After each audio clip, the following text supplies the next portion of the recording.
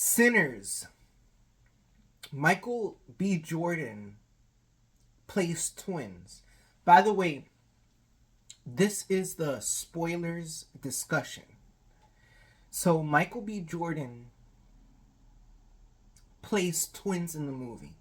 One of the twins, over the course of the movie, gets bitten by the vampires. And the two twins are forced to face each other. Now, there is a twist with the vampires in this movie in terms of the vampire lore. These vampires, the guy who turns them, he's sort of like a vampire clan leader. He's the one who goes around, and he's the one who goes around turning others the most. But no, the other vampires could turn, but anyone who he turned into a vampire and accepted into his vampire clan was subservient to him. And you're going to find that out over the course of the movie, because when they turn into vampires, they all get like this, their memories. And they start singing this Irish song. You know, that's why I said they're like leprechauns, because the guy has like some old history. The song had to do with going to Dublin, and it had some old history of Ireland or something. And also in the movie, towards the end, they say an Our Father prayer, because you know in other vampire movies the vampires are not are weak until when you start talking about Jesus, when you start showing crucifixes like in the end of From Dusk Till Dawn. But they were weak to holy water. So I didn't get that whole thing where the vampires were saying the prayer of the Our Father at the end of the movie. I thought that was like a demonic, very demonic scene in the movie.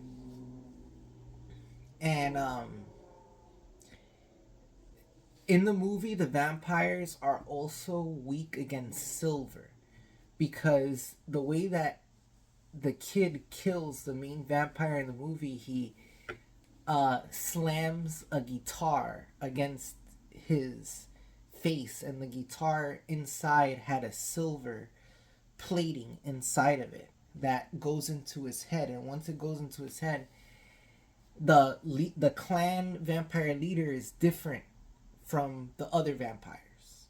All right, because when they kill him, he does this whole he turns into a flame that swirls and shoots into the sky. All right, so the first half of the movie spends its time building up the characters. And you know what, now I want to rewatch the movie, because you're going to want to see that first half again, because they have a bunch of details.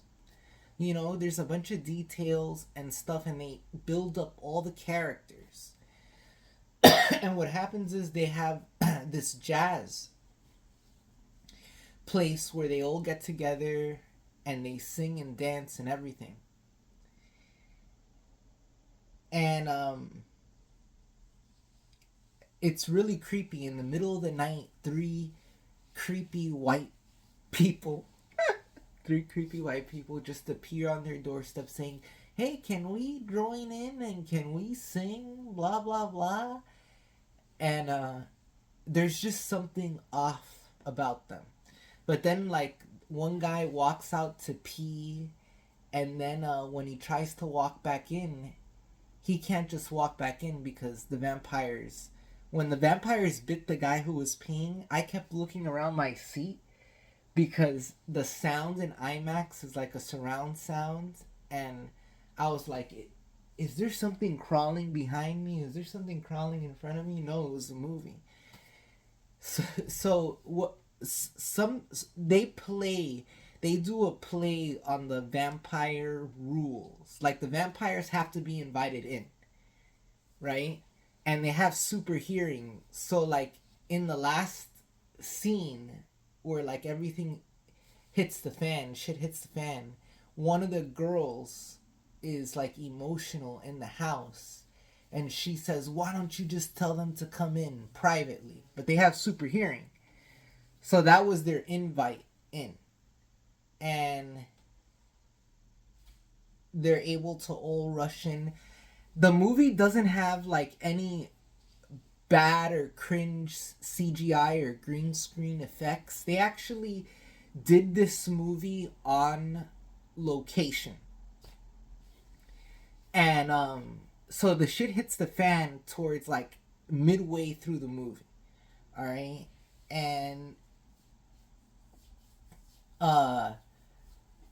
what I liked is that they actually got all the old cars, right? All those old cars from the 1930s. This takes place outside of the city of Chicago, I guess in Illinois, in the countryside. And they go into the city to sell booze. And then he's from outside of the city, right? These two twins, played by Michael B. Jordan.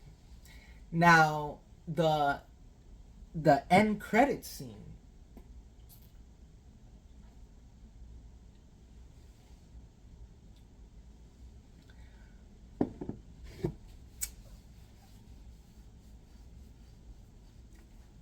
The end credit scene, right, takes place in 1991 because in the movie, Michael B. Jordan's twins have a nephew who's like a musician, and apparently, I think this musician is a real musician in real life. And over the course of the last battle, so spoiler alert if you haven't seen the movie,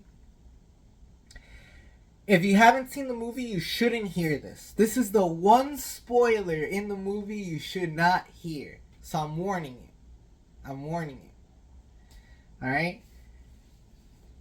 There's a future.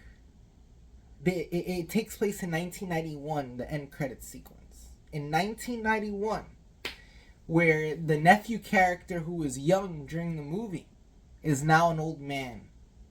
And guess who walks into the jazz club? And guess who has to be invited into the jazz club? Michael B. Jordan's vampire character. And Haley Steinfeld. Because over the course of the last battle, they escape. Haley Steinfeld and Michael B. Jordan's character escape. And they're together. They are in 1991, just how they looked in the 1930s. And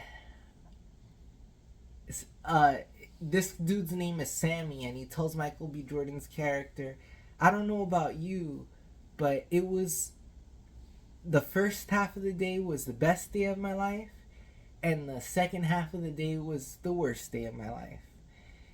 And then Michael B. Jordan's character says, "Me too, because that was the day my brother died. And then his nephew, it was the day that he lost his virginity," right? There was a lot of symbolism in the movie about like the boy making his own path, right? Because in the first half he loses his virginity, right? And then he has to face the villain of the vampire at the end. And the movie also had these incredible musical sequences that not only span the 1930s, but all of time. I guess it was like this psychedelic, there was a couple of really psychedelic musical sequences. But these musical sequences had musicians and like cameos of musicians from all eras. You know, it was like a representation of music of all eras in the musical sequences in the jazz club. because there's like some psychedelic trance they get into that's timeless. So I'm gonna tell you something. If you really liked Lovecraft Country on HBO, you're really gonna like this movie. Okay, so let me talk about the post credit sequence, right? The post credit sequence at the very end of the movie